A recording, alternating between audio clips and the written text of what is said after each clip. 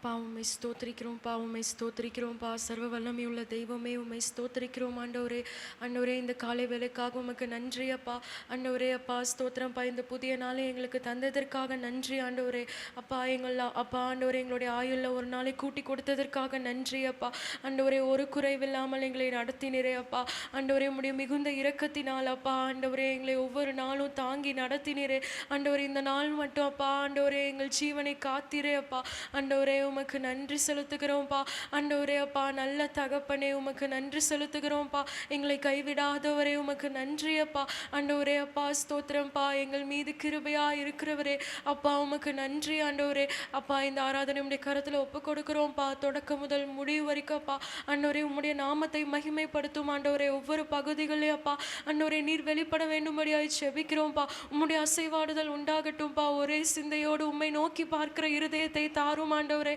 அப்பா, வீணான எல்லா சிந்தைகளுக்கும் விளக்குங்கப்பா ஆண்டவரே. அப்பா, இந்த ஆராதனையில் அப்பா நீர் எங்களோடு பேசுகிறதற்காக நன்றி அப்பா.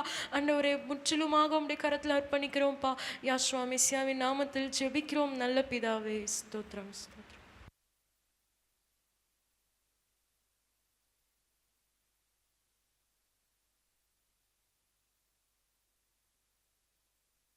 அக்கினி நெருப்பாய் இறங்கி வரும், அபிஷேகம் தந்து வழி நடத்தும்.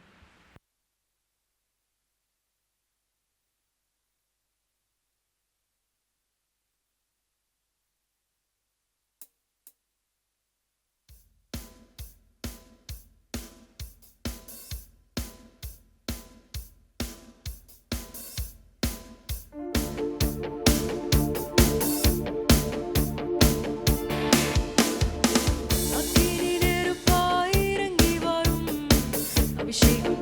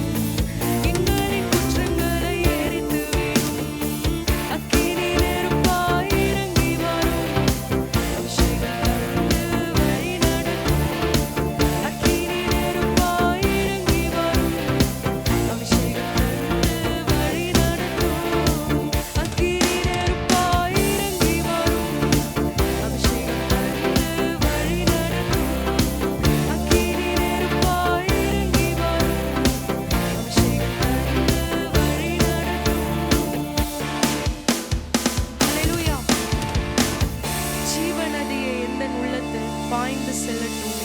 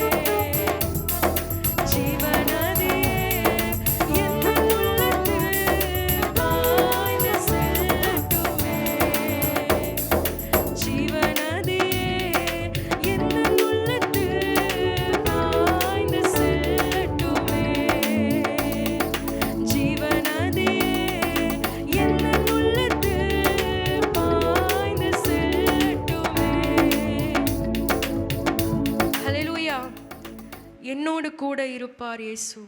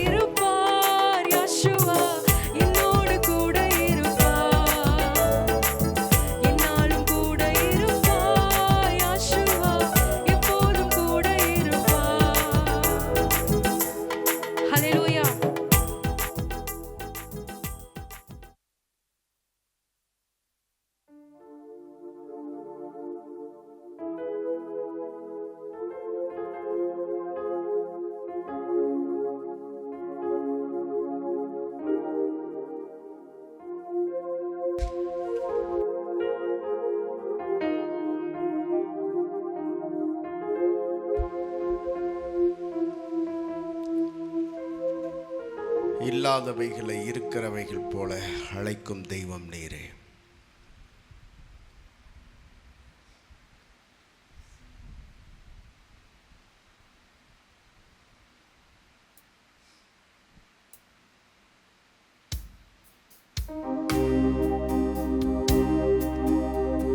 நாம் எல்லாருமாக அப்படி எழுப்பி நின்று அல்லது முழங்கால் படியிட்டு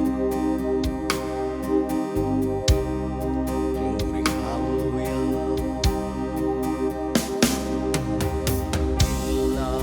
இல்லாதவைகள் இருக்கிறவை போல் அழைக்கும் தெய்வம் நீரே.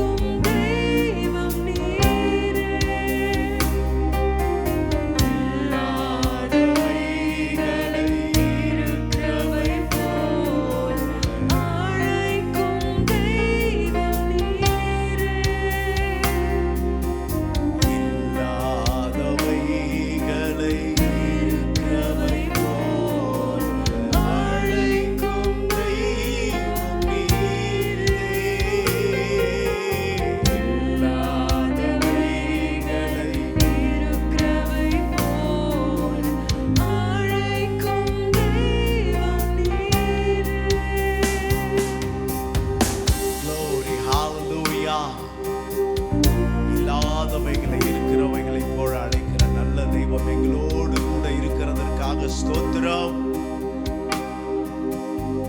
ஹalleluya. எல்லாரும் கண்களை மூடுவோம்.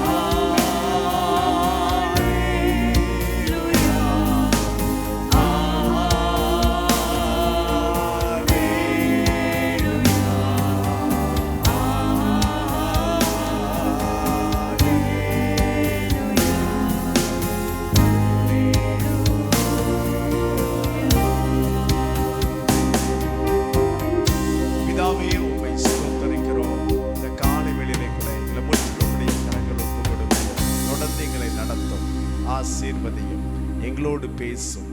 இயேசுவின் நாமத்தில் ஜெபிக்கிறோம் நல்ல பிதாவே. 1 கொரிந்தியர்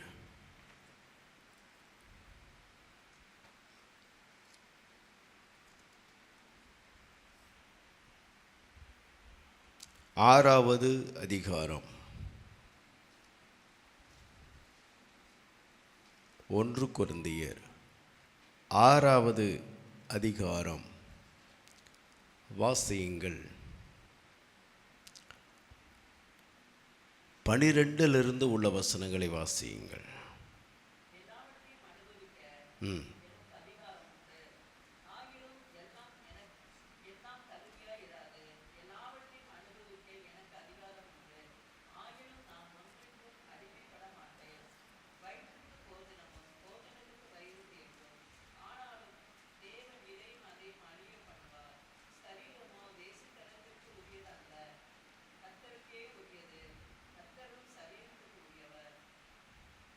வாசி.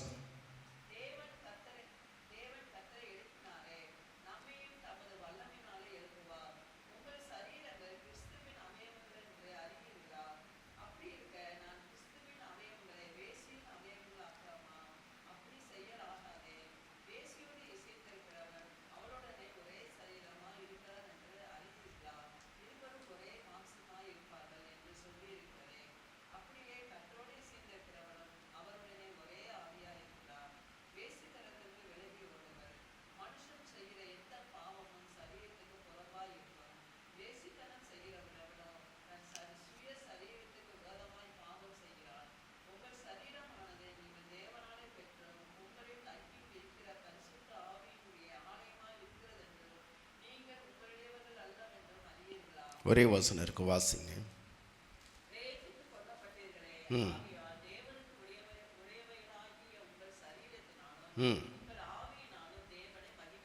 Price God. ஹல்லேலூயா. இங்கே என்ன சொல்லப்பட்டிருக்கிறது அப்படின்னா, இந்த அதிகாரத்திலே 2 காரியத்தை சொல்லுகிறார் பவுல். ஒன்று வழக்கு, இரண்டாவது வேசித்தனம். அந்த கடைசி வார்த்தையை கொஞ்சம் கவனியுங்கள்.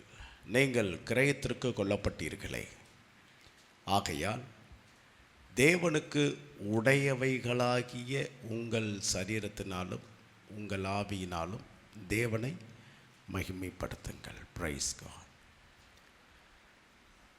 எது தேவனுக்கு உரியவைகள் உடையவைகள் அப்படின்னா, நம்மளுடைய சரீரமும் நம்மளுடைய ஆவியும் தேவனுக்கு உரியவைகள். இந்த 2 நாளும் தேவனை என்ன செய்ய வேண்டுமா? மகிமைப்படுத்த வேண்டும். ஏன் அப்படின்னு கேட்டிங்கன்னா, நீங்கள் கிரயத்திற்கு கொள்ளப்பட்டீர்கள், நீங்கள் விலை கிரயமாக வாங்கப்பட்டு விட்டீர்கள். ஆகையினாலே உங்கள் சரீரத்தினாலும் உங்கள் ஆவியினாலும் நீங்கள் ஆராதிக்கிற தேவனை என்ன செய்ய வேண்டும்? மகிமைப்படுத்த வேண்டும். இந்த அப்போஸ்தலன் இந்த கொரிந்தியர் நிருபத்திலே ஒரு சில விஷயங்களை அவர் சொல்லுகிறார். 5வது அதிகாரத்திலே விபச்சாரத்தை பற்றி எழுதுகிறார். ஒவ்வொரு அந்த வசனங்களிலேயும் ஒரு குறிப்பிட்ட காரியங்களை, சபையில் இருக்கிறதான பிரச்சனைகளை மேற்கோள் காட்டி எழுதுகிறார். சபையில் என்னென்னலாம் இருக்குது, நீங்கள் அவைகளையெல்லாம் குறித்து ஏன் வெட்கப்பட மாட்டீங்க, ஏன் தூக்கப்பட மாட்டீங்க, இதெல்லாம் குறித்து நீங்கள் ஏன் வேதனைப்பட மாட்டீங்க அப்படின்னு அவர் அந்த கொரிந்தியர் சபைக்கு எழுதுகிறதை நாம் பார்க்க முடியும். இந்த 6வது அதிகாரத்தில் அவர் ஒரு விஷயத்தை பவுல் மேற்கோள் காட்டுகிறார். என்னன்னா, எல்லாவற்றையும் அனுபவிக்க எனக்கு அதிகாரம் உண்டு. நான் இதை செய்கிறதுக்கும் செய்யாமல் இருக்கிறதுக்கும் எனக்கு அதிகாரம் இருக்குது. ஆனால் தகுதி இல்லாததை நான் செய்ய மாட்டேன் அப்படிங்கிறார். எது தகுதி அப்படின்னா, வேதம் எனக்கு என்ன போதிக்கிறதோ அது எனக்கு தகுதி. அந்த வேதத்தை தாண்டி நான் நடப்பதில் எனக்கு மனதில்லை.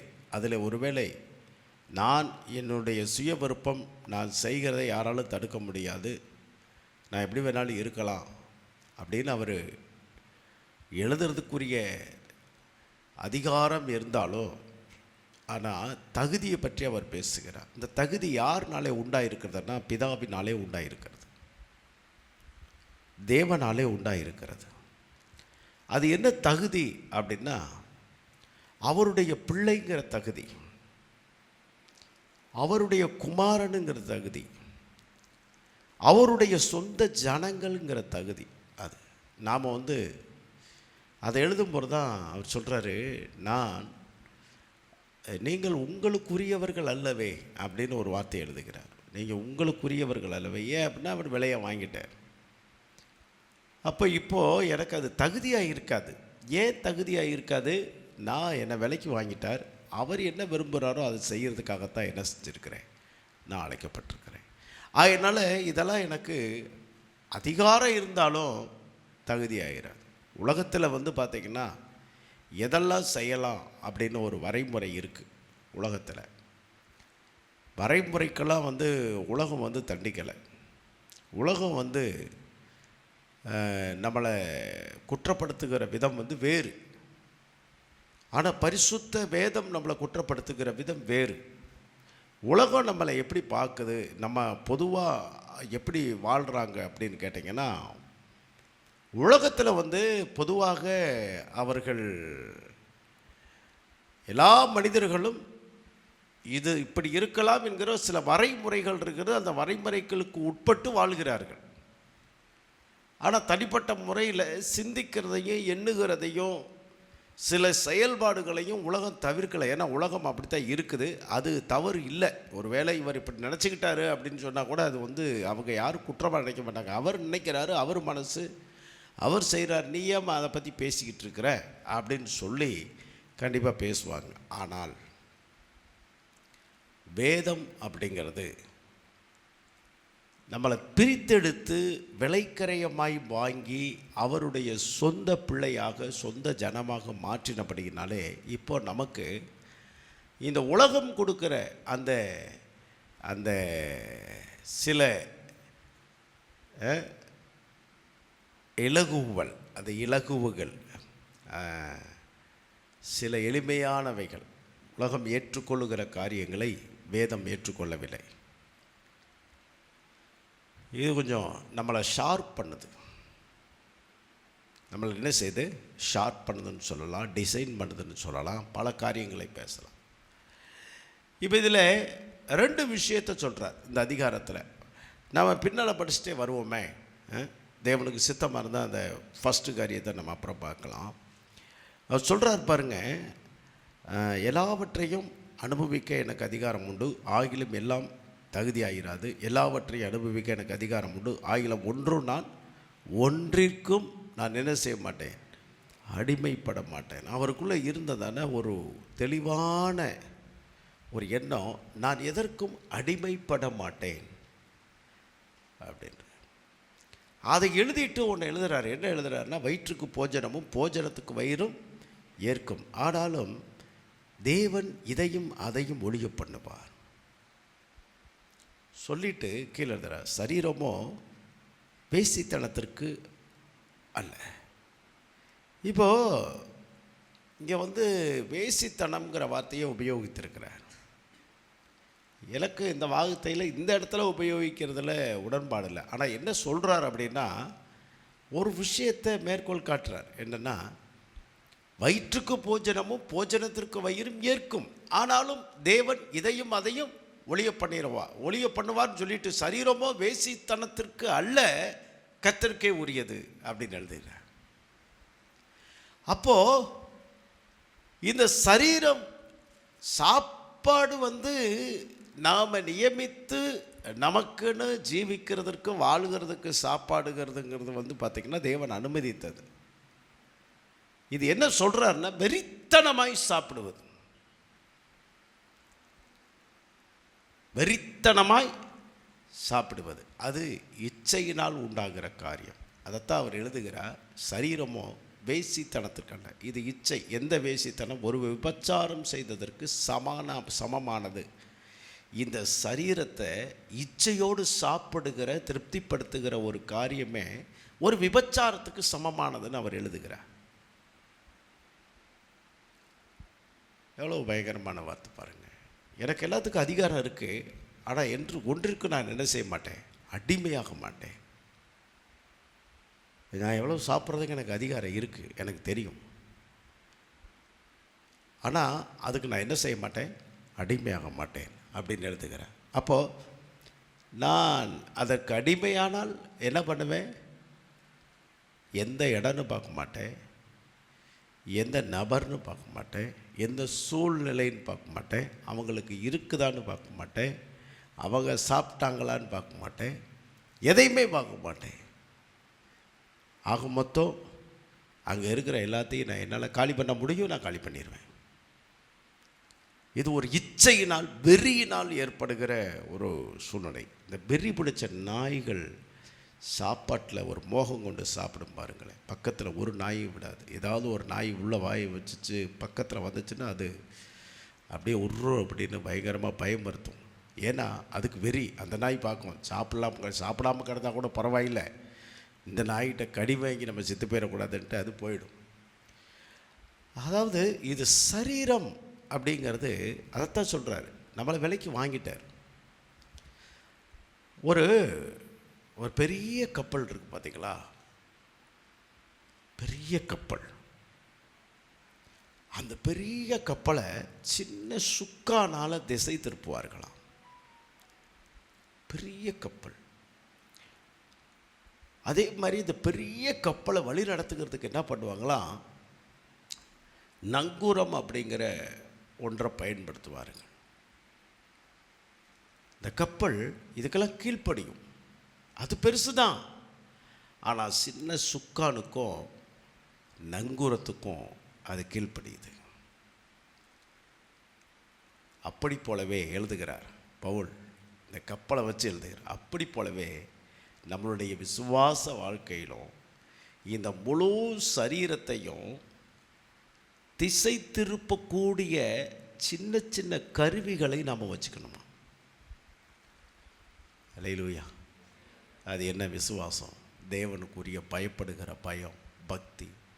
இதெல்லாம் நம்மளை தேவனை விட்டு பிரிக்காத அளவுக்கு, இந்த சரீரத்திற்கு இந்த சரீரத்தை வேசித்தனத்திற்காக தேவன் நம்மளை ஒரு காலத்தில் இந்த சரீரம் தன் இஷ்டத்திற்கும் தன்னுடைய விருப்பத்திற்கும் அது போச்சு செய்தது, இதையெல்லாம் நடத்தினோம். ஆனால் இப்போது இந்த சரீரத்தை என்ன பண்ணுறான், ஒரு அடக்கி ஆளுகிற கிருபையை தேவன் நமக்கு கொடுத்துருக்கிறார். இதைத்தான் செய்யணும், இவ்வளவு தான் உனக்கு அது அனுமதிக்கப்பட்டது, இவ்வளவு தான், இதான் வரைமுறை. ஒரு பெரிய குதிரை தான், வீரியவை எவ்வளோ ஓடும், பயங்கரமாக ஓடும், பார்த்துருப்பீங்க. குதிரை அளவுக்கு எதுவும் ஓடாது. ஆனால் அந்த குதிரையவே இன்னைக்கு மெஷின் இன்ஜினுக்கு மோட்டாருக்கு என்ன செய்கிறாங்க, ஹார்ஸ் பவர். அந்த குதிரையை வச்சு தான் குதிரை திறன்ல அதை கணிக்கிறாங்க. அவ்வளோ பெரிய வேகமான குதிரையை கடிவாளம்னு ஒன்றை போட்டு என்ன செய்கிறாங்க, கட்டுப்படுத்துகிறாங்க. அதுக்கு ஒரு கடிவாளம் இருக்குது, அதுக்கு ஒரு கலிக்கம் இருக்குது. ஏன் அப்படின்னு கேட்டிங்கன்னா, அந்த கட்டுப்படுத்துகிறது என்ன அப்படின்னா, ஏதோ ஒரு காட்டில் நிறைய குதிரைகள் போயிட்டுருக்கு, எல்லா குதிரைக்கும் போய் கடிவாளம் போட முடியுமா? எல்லா குதிரைக்கும் கலிக்கம் போட முடியுமா? ஒரு ராஜாவினால் தேர்ந்தெடுக்கப்பட்டு ராஜா பவனி வட போகிற அல்லது ராஜா உபயோகிக்க போகிற ஒரு குதிரைன்னா அந்த குதிரைக்கு சில தடைகள் இருக்கத்தான் செய்யும். காட்டில் வாழ்கிறதான அந்த குதிரைகளை பார்த்திங்கன்னா தன் இஷ்டத்துக்கு எங்கே வேணாலும் போகும். ஆனால் இது அப்படி இல்லை, அங்கே அவங்க எங்கே பயன்படுத்துகிறாங்களோ அங்கே தான் இருக்க முடியும், என்னத்தை கொடுக்குறாங்களோ அதைத்தான் சாப்பிட முடியும், எல்லாத்துக்கும் ஒரு வரைமுறை. ஆனால் அது நிச்சயமாக அது ஒரு கணத்துக்குரிய வேலையில் தான் இருக்குது அந்த குதிரை. Praise God. இதை அறியாமல் குதிரை இருந்துச்சுன்னா அது குதிரைக்கு தான் இழப்பு வேறையாக இருக்குது. நாம் எங்கே இருக்கிறோம், நம்மளுடைய சரீரம் எப்படிப்பட்டது, நம்மளுடைய ஆவி எப்படிப்பட்டது, நம்மளை தேவன் விலைக்கரேகமாக வாங்கிட்டார். அப்போது நம்மளை ஒரு கண்ட்ரோல் பண்ணுற ஏதோ ஒன்று, ஒரு கடிவாளம், ஒரு கலிக்கம், ஏதோ ஒன்று நம்மகிட்ட இருக்கணும். நம்மளை கண்ட்ரோல் பண்ணுறதே தவறுனா காட்டு குதிரையும் காட்டு கழுதையும் இருக்குது, அதுக்கெல்லாம் ஒரு வரைமுறையும் கிடையாது. காட்டு மாடு இருக்குது, இந்த காட்டு மாடை யாராவது போய் இங்கே போ அங்கே போன்னு ஏதாவது டைரக்ஷன் பண்ணுறாங்களா? எதுவுமே இல்லை. ஏன்? ஆண்டவரை மெய்ப்பண்ணு சொல்கிறோம். மெய்ப்பண்ணா என்ன அர்த்தம்? அவர் தன்னுடைய ஆடுகளை மேய்க்கிறவர். யாரை மேய்ப்பா? தன்னுடைய பட்டிக்குள்ளே வருகிற, தன்னுடைய அந்த கண்ட்ரோலுக்குள்ளே வருகிறதான அந்த ஆடுகளை தான் அவரால் என்ன செய்ய முடியும், மேய்க்க முடியும். தன்னுடைய கண்ட்ரோலை விட்டு வெளியே போகிற வேடிக்கையாக ஒரு அம்மா ஒரு கதை ஒன்று சொன்னாங்க, ரொம்ப அற்புதமான ஒரு வார்த்தை. என்ன அப்படின்னா, ஒரு ஆட்டுக்குட்டி, இயேசுநாதருடைய தோளில் ஒரு ஆட்டுக்குட்டி இருந்துச்சான். அதை பார்த்த உடனே ஒரு அம்மாவுக்கு ரொம்ப ஆச்சரியம். நானும் இயேசுநாதருடைய தோளில் இருக்கிற ஒரு ஆட்டுக்குட்டியாக இருக்கணும், எவ்வளோ நல்லா இருக்கும் அப்படின்னு அந்த அம்மா கேட்டுச்சான். அதுக்கு அங்கே இருந்த ஒரு ஐயா, ஒரு வேத பண்டிதர் ஐயா சொல்லியிருக்கிறாரு, வேண்டாம்மா, நீங்கள் அந்த இடத்துக்கு போக வேண்டாம், அவர் மேய்க்கிற ஆட்டுக்குள்ளே இருந்தால் நல்லாயிருக்கும், அவர் தோளில் இருக்கிற ஆடாக மட்டும் மாறிடாத அப்படின்னு அவர் சொன்னாராம். ஐயோ, அவருடைய தோளில் அவர் என்னை தூக்கிக்கிட்டு இருக்கிறது எனக்கு எவ்வளவு நல்ல ஒரு காரியம் தானே, அவர் என்னை தூக்கி சுமக்குது எவ்வளோ ஒரு அருமையான ஒரு வாய்ப்பு. இல்லை, அந்த ஆடு கீழ்ப்படியாத ஆடு, அந்த ஆடு மேய்ப்பனை விட்டு தாண்டி போன ஆடு, எங்கேயோ போய் சிக்கி சேதமடைஞ்சு கை காலையில் ஒடிச்சிக்கிட்டு வந்திருக்குது, இப்போ நடக்க முடியலை, அதனால் தூக்கி தோளில் வச்சிருக்கிறாரு. ஆனால் கீழ்ப்படிஞ்ச ஆடுகள்லாம் அங்கே பக்கத்தில் அவர் மேய்க்கிற இடத்துல தான் மேய்ஞ்சிக்கிட்டு இருக்குது. அதனால் நம்ம அவர் பட்டியில் அவருடைய மேய்க்கிற மேய்ச்சலில் நம்ம கீழேருந்து மேய்கிறதா ரொம்ப அழகு. அவர் தோளில் இருக்கணும்னு நம்ம நினச்சோம்னா அது கை காலை உடச்சிக்கிட்ட ஆடு தான் அவர் தோளில் இருக்கும். நீங்கள் கை காலை உடச்சிக்கிட்டு அவரை விட்டு தூரம் போய் எங்கேயோ காணாமல் போய் அடிபட்டு பிச்சு காலு கையெல்லாம் பிஞ்சு லாஸ்ட்டில் சேதாரமாகி அவருடைய தோளுக்கு வந்தீங்கன்னா அது ரொம்ப வேஸ்ட் இல்லையா? அப்படின்னு சொன்னோடனே அந்த அம்மா ஒரு முஸ்லீம்மா அழகாக பேசுகிறாங்க. அப்போ தான் நினச்சலாம், இல்லை அவர் மேய்க்கிற மந்தையில் ஒரு ஆடாக நான் இருந்தால் பரவாயில்லை அப்படின்னுச்சான். ப்ரைஸ் காட், அல்லேலூயா. அவர் தோளில் இருக்கிறது நல்லதா ஆபத்தான்னு கேட்டால், அது கீழ்ப்படியாத ஆடு தான் மேலே தோளில் போயிருக்கு. எது சேட்டை பண்ணியிருக்கு, அடிபட்டுருச்சு, நடக்க முடியல, கால் ஒடிஞ்சு போச்சு, எதிரி எவனோ காலை உடச்சி விட்டான், எல்லாம் மீறி போயிடுச்சு. இது அவர் மேய்க்கிற இடத்துல இருந்திருந்தா இது எந்த பிரச்சனையும் இருந்திருக்காது அந்த ஆட்டுக்கு. ஆனால் கடைசியில் ஆண்டவர், அந்த அம்மா அந்த ஸ்டோரி சொல்லும்போது ரொம்ப ஆச்சரியமாக இருந்தது. Praise God. அதாவது நம்மளை அந்த வசனம் என்ன சொல்லுதுன்னா, விலைக்கரையமாக கொள்ளப்பட்டீர்கள், ஆகையினாலே உங்கள் சரீரத்தினாலும் உங்களுடைய ஆவியினாலும் என்ன செய்யுங்கள், தேவனை மகிமைப்படுத்த நாம் கற்றுக்கொள்ள வேண்டும். ப்ரைஸ் காட், அல்லேலூயா. பாருங்க 15வது வசனத்தை வாசிங்களேன்.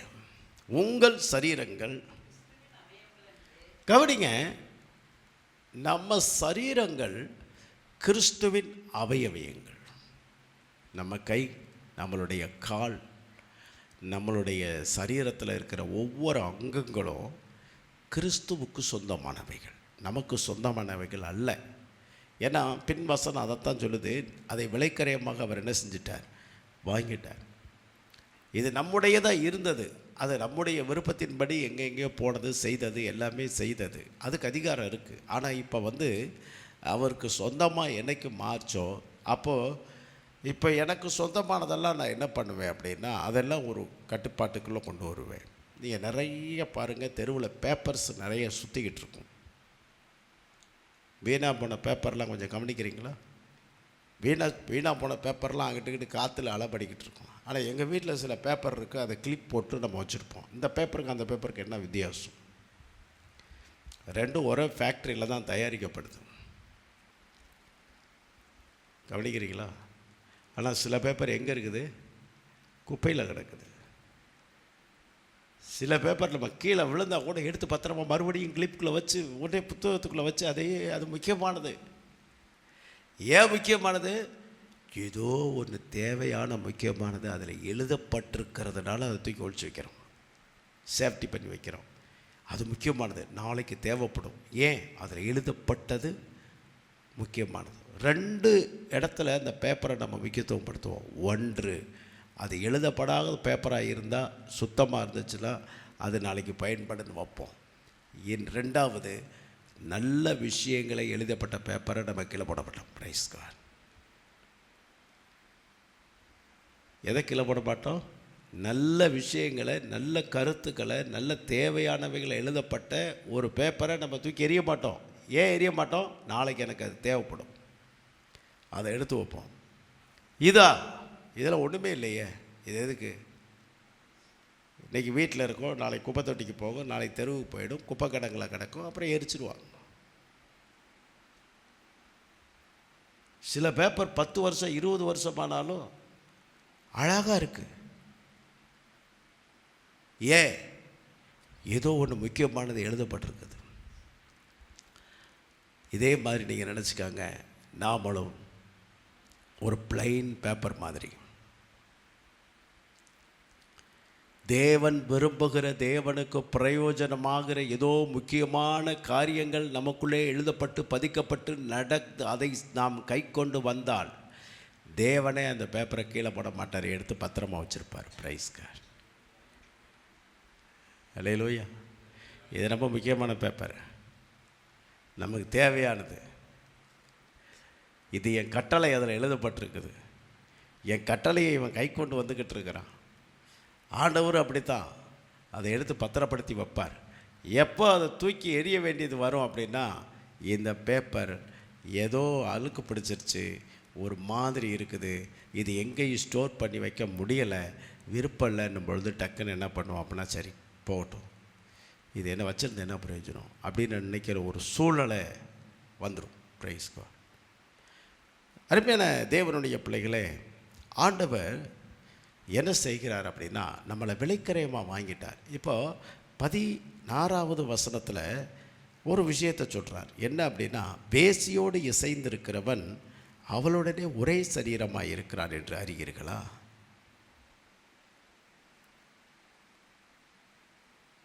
வேசியோடு, வேசிங்கிறவ யாரு? வேசிங்கிறது யாரு? பணத்துக்காக தன் சரீரத்தை விற்கிறவள். அவளோடு இணைந்திருக்கிறவன் என்ன செய்கிறானா? ரெண்டு பேரும் ஒன்றா இருக்கிறாங்களா? ரெண்டு பேரும் ஒன்றா இருக்கிறாங்க. நம்ம யாரோடு இணைந்திருக்கிறோம்? எங்கே இணைக்கப்பட்டு இருக்கிறோம்?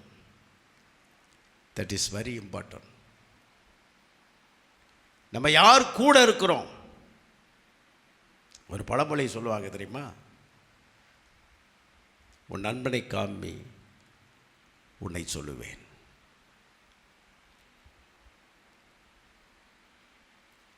நீ எப்படிப்பட்ட ஆட்களோடு பழகுகிறாய் என்பதை காண்பி. நீ எப்படிப்பட்ட ஆட்களோடு பேசுகிறாய் என்பதை காண்பி. நீ யாரோடு ஐக்கியமாய் இருக்கிறாய் என்பதை காண்பி. ஒரு பரிசுத்தவானோடு ஐக்கியமாய் இருக்கிறவன் பரிசுத்தத்தை குறித்து யோசிப்பான். ஒரு விசுவாச வீரனோடு ஐக்கியமாய் இருக்கிறவன் விசுவாசத்தை குறித்து யோசிப்பான். ஒரு தேவனுக்கு பயந்து நடுங்குகிற ஒரு தேவ மனுஷனோடு, ஒரு தேவ பிள்ளையோடு ஐக்கியமாய் இருக்கிறவன் தேவனுக்கு பயப்படுகிற காரியங்களை குறித்து யோசிப்பான். ஆனால் நாம் யாரோடு இசைந்திருக்கிறோம்? ஒரு அவிசுவாசிகளோடும், ஒரு உலகத்தாரோடும், ஒரு வேசிகளோடும், வேசி கள்ளரோடும், பலவிதமான அசுத்தங்களை செய்கிறவர்களோடும், உலக ஜனங்களோடும், தேவையில்லாதவர்களோடும் நாம் ஐக்கியம் வைக்கிறோம். அந்த ஐக்கியத்தை பலப்படுத்துகிறோம். அப்படின்னா நாம் என்ன செய்கிறோம்? நான் யாராய் இருக்கிறோம் என்று சொன்னால் அவர்களோடு ஐக்கியமாய் இருக்கிறோம். ஃபாதர் பெர்க்மன்ஸ் ஆரம்ப காலங்களில் அவர் ஒரு பாடல் கேசட்டில் இப்படியாக ஒரு வார்த்தை பேசியிருந்தார். என்ன அப்படின்னா, அருமையான தேவனுடைய பிள்ளைகளே, நீங்கள் இயேசு கிறிஸ்துவை நீங்கள் உங்கள் சொந்த இரட்சகராக ஏற்றுக்கொள்வீர்கள் என்று சொன்னால், நீங்கள் முதலாவது செய்ய வேண்டியது ஒரு நல்ல ஒரு தேவ மனுஷன் ஊழியக்காரனோடு ஒட்டி கொள்ளுங்கள் அப்படின்னுவார். என்ன செய்யுங்க? முதல் நல்ல ஒரு தேவ மனுஷனை பார்த்து ஊழியக்காரனோடு ஒட்டி கொள்ளுங்க. ரொம்ப நல்லா இருக்கும் அந்த வார்த்தை, ஒட்டி கொள்ளுங்கள். என்ன அப்படின்னா, அப்படி ஒட்டி கொள்ளுவோம்னா அந்த ஊழியக்காரை மாதிரியே பேச ஆரம்பிச்சிடும், அந்த ஊழியக்காரை மாதிரியே நடக்க ஆரம்பிச்சிடும், அந்த ஊழியக்கார மாதிரியே செயல்பட ஆரம்பிப்போம். ஏன்னா அங்கே ஒட்டி கொண்டது, அவங்க ஒட்டி கொண்டதற்குரிய காரணமே என்னென்னா அவர்களுடைய செயல்பாடுகள் எங்களுக்குள்ளே வரணும்னு.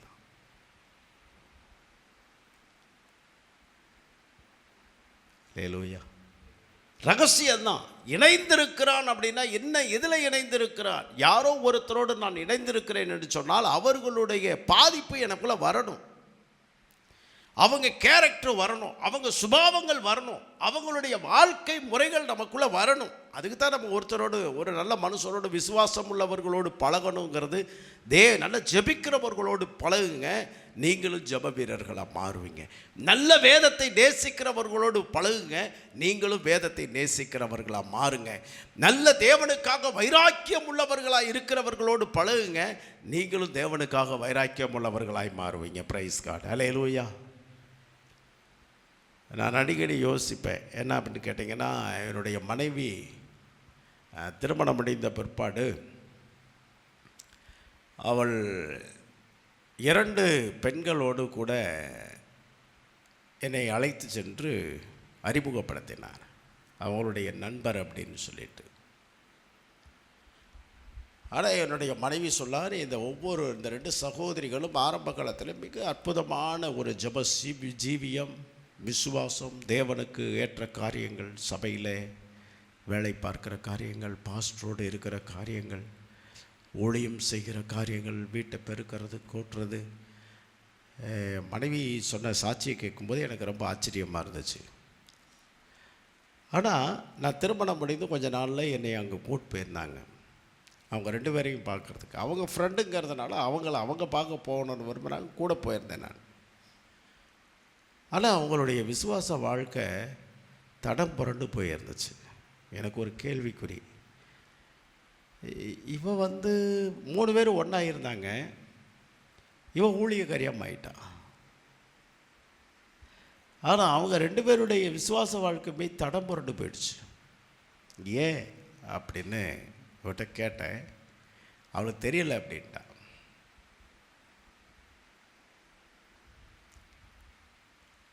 எனக்கு தெரியல, ஆனால் இப்போ அவங்க சர்ச்சுக்கு வர்றதில்ல, போகிறதில்ல.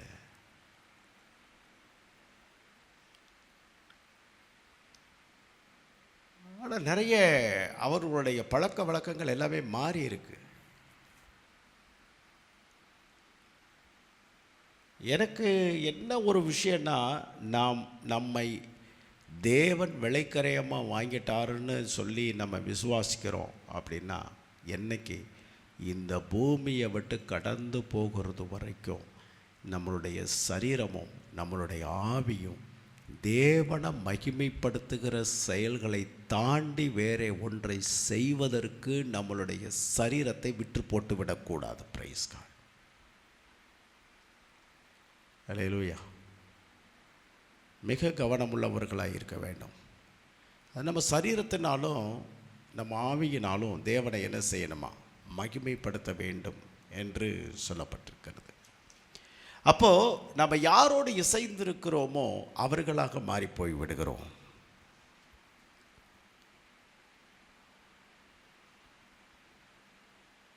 யாரோடு நாம் இருக்கிறோமோ, 19வது வசனம் பாருங்க, உங்கள் சரீரமானது நீங்கள் தேவனாலே பெற்றும் உங்களில் தங்கியும் இருக்கிற பரிசுத்த ஆவியினுடைய ஆலயமாய் இருக்கிறதென்றும் நீங்கள் உங்களுடையவர்கள் என்றும் அறிகிறீர்களா?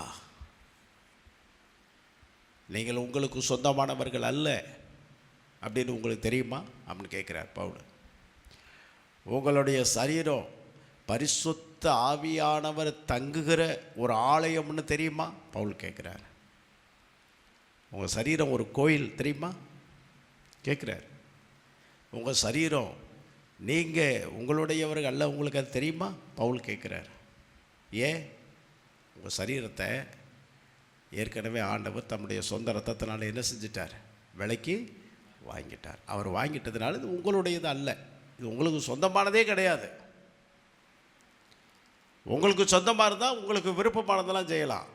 இது உங்களுக்கு சொந்தம் இல்லாததுனால நீங்கள் விரும்புகிற எதையும் அதில் செய்ய முடியாது, செய்யவும் கூடாது. அப்படி மீறி செய்வீர்களானால் சொந்தக்காரர், இந்த சரீரத்திற்கு சொந்தக்காரருக்கு நாம் பதில் சொல்ல வேண்டியதாக இருக்குது. ஏன்னா அவருடைய சொந்த இரத்தத்தை தன்னுடைய சரீரத்தை கொடுத்து தான் நம்மை விலைக்கரையமாக வாங்கியிருக்கிறார். 2 காரியம் சொன்னேன். ஒன்று, நம்ம எங்கே இசைந்து இந்த சரீரத்தினாலே இந்த அதிகாரத்தில் 2 விதமான பாவங்கள், கொஞ்சம் தண்ணி கொடுப்பாதுமே, 2 விதமான பாவங்களை செய்கிறதற்கு வாய்ப்பு இருக்குது. ஒன்று, நம்மளுடைய சரீரத்தினாலே என்ன செய்கிறோம், தேவையில்லாதவர்களோடு இணைந்து நாம் தேவனை வேதனைப்படுத்த வாய்ப்பு உண்டு. இதில் முதல் காரியம் என்ன அப்படின்னு கேட்டிங்கன்னா, மேலே வாசிங்க 1வது வசனம்.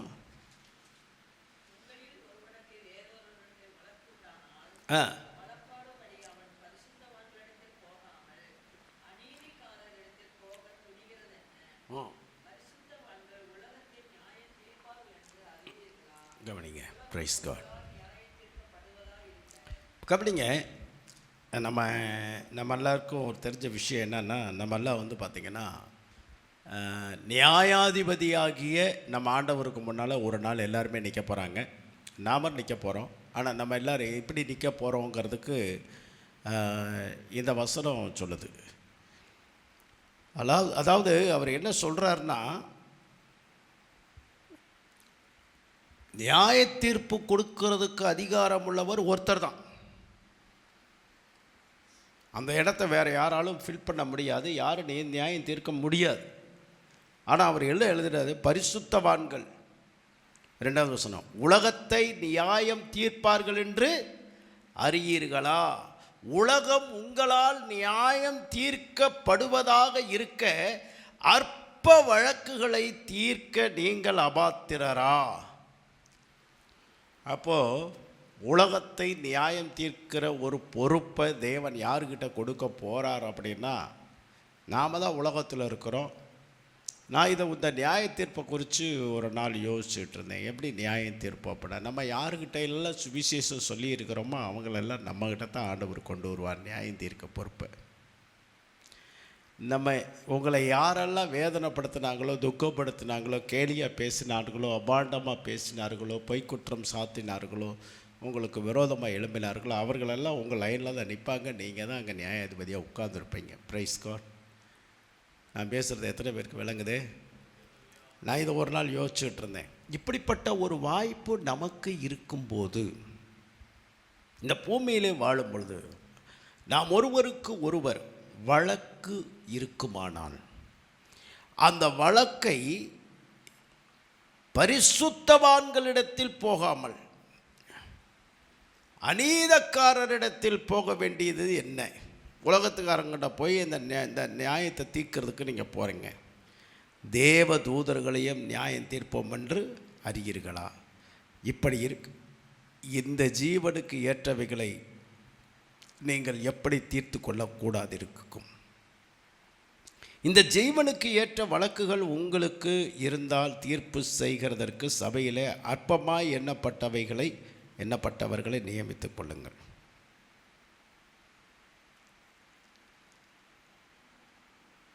கீழே சொல்கிறாருங்க. நீங்கள் அப்படியே வாசித்து பார்த்தீங்க அப்படின்னா, உங்களுக்கு வெட்கம் உண்டாகும்படி இதை சொல்லுகிறேன், சகோதரனுக்கும் உண்டான வழக்கை தீர்க்கத்தக்க விவேகி ஒருவனாயிலும் உங்களுக்குள் இல்லையா? கீழே பாருங்கள். சகோதரன் வழக்காடுகிறான், அவிசுவாசிகளுக்கு முன்பாகவும் அப்படி செய்கிறான். நீங்கள் ஒருவரோடு ஒருவர் வழக்காடுகிறது எவ்விதத்திலும் குற்றமாயிருக்கிறது. அப்படி செய்கிறதை விட நீங்கள் ஏன் அநியாயத்தை சகித்து கொள்ளுகிறதில்லை? ஏன் நஷ்டத்தை பொறுத்து கொள்ளுகிறதில்லை? நீங்களே அநியாயம் செய்கிறீர்கள், நஷ்டப்படுத்துகிறீர்கள், சகோதரருக்கும் அப்படி செய்கிறீர்கள். அநியாயக்காரர் தேவனுடைய ராஜ்யத்தை சுதந்தரிப்பது இல்லை என்று அறியீர்களா? வஞ்சிக்கப்படாதீர்கள். வேசி மார்க்கத்தாரும், விக்கிரக ஆராதனை காரணம், விபச்சாரைக்காரரும், சுய புணர்ச்சிக்காரரும், ஆண் புணர்ச்சிக்காரரும், திருடரும், பொருளாசைக்காரரும், வெறியரும், உதாசீனரும், கொள்ளைக்காரரும் தேவனுடைய ராஜ்யத்தை சுதந்தரிப்பது இல்லை. உங்களில் சிலர் இப்படிப்பட்டவர்களாய் இருந்தீர்கள். ஆயினும் கர்த்தராகிய இயேசுவின் நாமத்தினாலும் நமது தேவனுடைய ஆவியினாலும் கழுவப்பட்டீர்கள், பரிசுத்தமாக்கப்பட்டீர்கள், நீதிமான்களாக்கப்பட்டீர்கள். Price God. அல்லேலூயா. முன்னால் அப்படி இருந்தோம். இப்போது 3 காரியம் சொல்லப்பட்டிருக்கு. கழுவப்பட்டிருக்கிறீர்கள், பரிசுத்தமாக்கப்பட்டிருக்கிறீர்கள், நீதிமான்களாக்கப்பட்டிருக்கிறீர்கள்.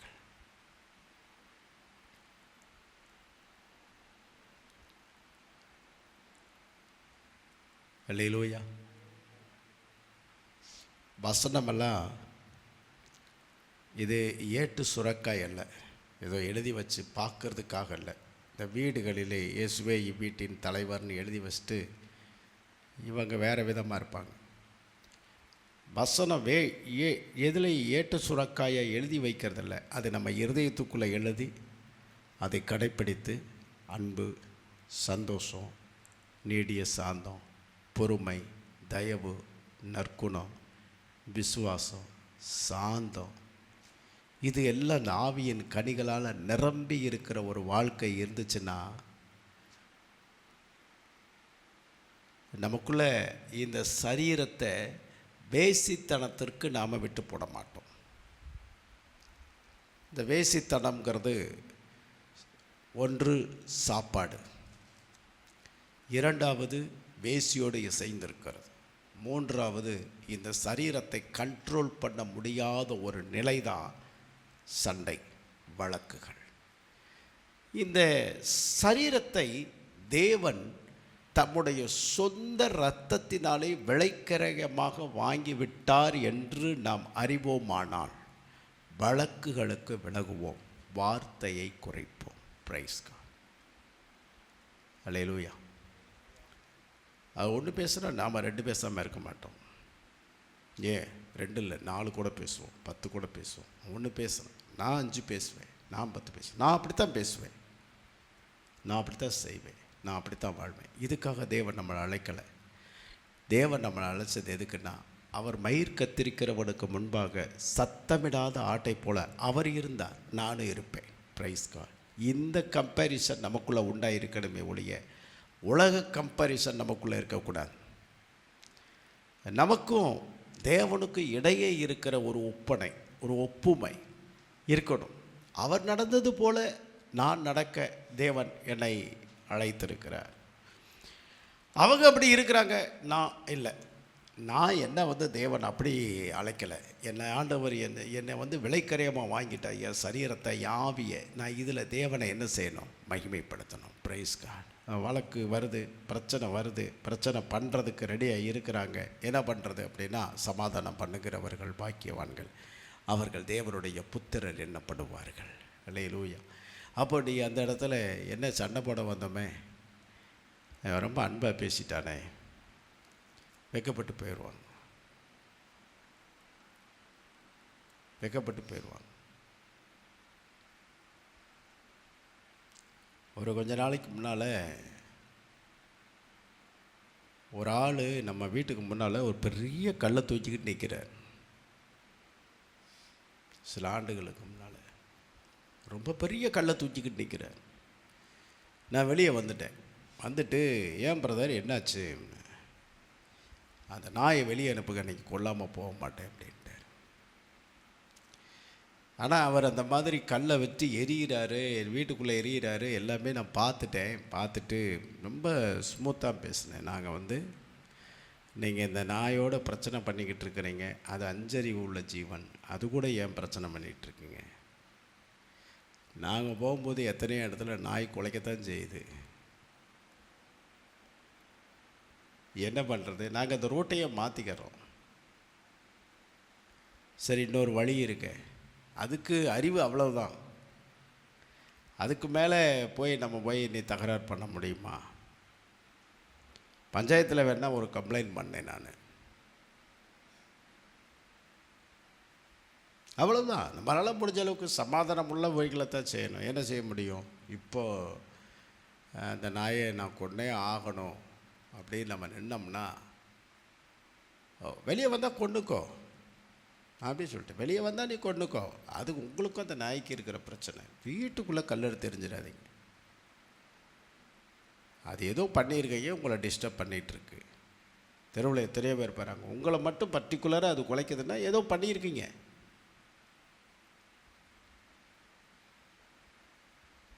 இந்த இடத்துல வேணும்னே இந்த இடத்துல நின்றுக்குருவார், அந்த நாய் வரட்டும் அப்படின்னு.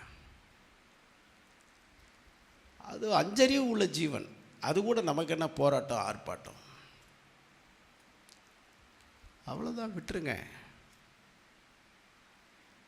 இன்னும் கொஞ்ச நாளில் திடீர்னு இதே டென்ஷன் எல்லா இடத்துக்கும் போனார், செத்தே போயிட்டார் அந்த மனுஷன். என்ன பண்ண முடியும்? என் மனுஷன் என்னத்தை கொண்டு போக போகிறேன்? யாருமே எதையுமே இந்த பூமியில் நம்ம சாதிக்கிறதா இல்லை. நமக்கு இருக்கிற அதிகாரம் எல்லாமே வசனத்தின்படி உள்ள அதிகாரத்தை நம்ம பிடிச்சிக்கிட்டோம் அப்படின்னா, அது நமக்கு தகுதியாக இருக்குமா, தகுதியாகிறாதான்னு மட்டும் பார்த்து நம்ம வாழ்ந்தால் மட்டும் போதுமானது. அதனால தான் வேதம் சொல்லுது, அன்பே பிரதானம், அன்பு இல்லாதவன் தேவனை அறியான். பிதா அன்பாகவே இருக்கிறார். இந்த அன்பை பற்றி போதிக்கிறது என்ன அப்படின்னா, அந்த அன்பின் வழியிலே நீங்கள் நடவுங்கள். இந்த அன்பை வெளிப்படுத்துங்க, ரிஃப்ளெக்ஷன் பண்ணுங்க, இந்த அன்பை பிரதிபலிங்க, இந்த அன்பை காண்பீங்க. அதுக்காகத்தான் அழைக்கப்பட்டிருக்கிறீர்கள். வைராக்கியத்தையும், கோபத்தை, எரிச்சலையும், பகையையும், சண்டையும், இதையெல்லாம் நம்ம தேவனிடத்திலிருந்து கற்றுக்கொள்ளவில்லை. தேவன் அப்படிப்பட்டவர் அல்ல. அவரிடத்துலேருந்து நம்ம சரீரத்தை அவர் விலைக்கு வாங்கிட்டாருங்க. இனி அது எனக்கு சொந்தமானது இல்லை. அப்போது அவர் என்ன விரும்புகிறாரோ அதை செய்கிறதுக்கு தான் என் சரீரம் முயற்சிக்கணும். Price God. அல்லேலூயா. இப்போ அவர் என்ன விரும்புகிறாரு சொல்லுங்கள். ஆனால் இதில் ரொம்ப மோசமாக இருக்குது. என்ன அப்படின்னா, விபச்சாரக்காரர். கவனிங்க, அதில் போட்டிருக்கு பாருங்கள், விக்கிரக ஆராதனைக்காரர், விபச்சாரக்காரர், ஆண் புணர்ச்சிக்காரர், சுய புணர்ச்சிக்காரர், திருடர், பொருளாசைக்காரர், வெறியர், உதாசீனர், கொள்ளைக்காரர். இந்த லிஸ்டோட யாரை கொண்டு வந்து சேர்த்துருக்குது பாருங்களேன். நாம் மற்றவர்களோடு வழக்காடுகிறவர்களாகவும் சண்டையிடுகிறவர்களாகவும் தேவனுடைய அன்பை வெளிப்படுத்தாதவர்களாகவும் இருப்போமானால் அந்த லிஸ்ட்டோடு அவங்கள கொண்டு வந்து ஜாயின் பண்ணி விட்டுருச்சு. அவங்களும் நியாய தீர்ப்புக்கு சொந்தமானவங்க அப்படின்னு ரொம்ப தெளிவாக பவுல் எழுதுகிறார். ஏன்னா நம்ம சரீரம் எதற்கு அடிமையாக இருக்கிறதோ அதைத்தான் செய்யணும். வேத வசனத்திற்கும் சத்தியத்திற்கும் நாம் அடிமையாக இருப்போமானால் நாம் செய்கிறது எதுவாக இருக்கும்னா சத்தியத்தின் படி உள்ள வாழ்க்கையை மட்டும் வாழுவோம். சத்தியத்துக்கு புறம்பானவைகளை தூக்கி எறிவோம். Price God. அல்லேலூயா. அதனால தான் அவர் சத்தமிடாத ஆட்டை போல இருந்தார். மயிர் கத்தரிச்சுக்கிட்டு இருக்கிறான், அவரால் சத்தமிட்டுருக்கலாம், கூக்குரல இருடல. எதுக்காக அப்படி நடந்தார்? நமக்கெல்லாம் ஒரு முன்மாதிரியை அவர் ஏற்படுத்தினார். அல்லேலூயா. கடைசி 20வது வசனத்தை மறுபடியும் வாசித்து நாம் முடிக்க போகிறோம். 20வது வசனம், கிரயத்திற்கு கொல்லப்பட்டீர்களே, ஆகையால் தேவனுக்கு உடையவைகளாகிய உங்கள் சரீரத்தினாலும் உங்கள் ஆவியினாலும் தேவனை என்ன செய்யுங்கள்? நாம் மகிமைப்படுத்துவதற்காக இந்த சரீரத்தினாலும் நம்முடைய ஆவியினாலும் தேவனை மகிமைப்படுத்துவதற்கு தேவன் நம்மை அழைத்திருக்கிறார். நாம் கண்களை மூடுவோம், ஜெபிப்போம். பிதாவே, இந்த கொரிந்தியர் 6வது அதிகாரத்தை இன்னைக்கு நாங்கள் தியானித்தோம். ஆண்டவரே, எங்களோடு பேசினுடைய நல்ல வார்த்தைகளுக்காக உமக்கு நாங்கள் நன்றி செலுத்துகிறோம். எங்களை நீர் விலைக்கிரயமாக வாங்கின அந்த நல்ல அற்புதமான அந்த கிருபைக்காக நன்றி செலுத்துகிறோம். எங்கள் சரீரம் எங்கள் விருப்பத்தின்படி செய்கிறதற்கு அல்ல. எங்கள் கை, எங்கள் கால், எங்களுடைய வாய், எங்களுடைய சிந்தனை, கண், இதெல்லாம் எங்கள் விருப்பத்தை செய்கிறதுக்கு அல்ல, உம்முடைய விருப்பத்தையும் உம்முடைய சித்தத்தையும் செய்வதற்கு அழைக்கப்பட்டிருக்கிறது. நாங்கள் ஒருவேளை அதை மீறி செயல்பட்டிருப்போமானால் எங்களை மன்னித்து மறுபடியுமாய் தேவ சித்தம் செய்கிற அந்த இடத்திற்கு வர எங்களுக்கு உதவி செய்யும். ஆசீர்வதியும். வசனத்தை கேட்ட பிள்ளைகளை ஆசீர்வதியும், கிருபையினாலே நிரப்பும். இயேசுவின் நாமத்தில் ஜெபிக்கிறோம் நல்ல பிதா.